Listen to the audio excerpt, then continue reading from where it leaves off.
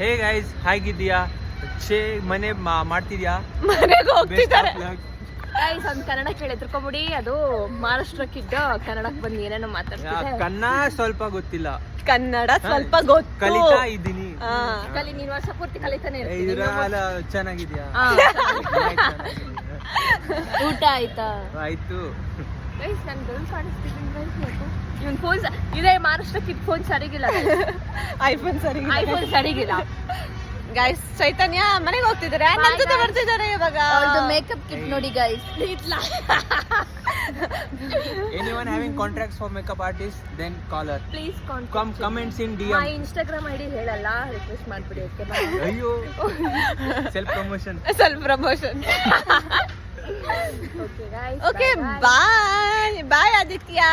Forget your phone.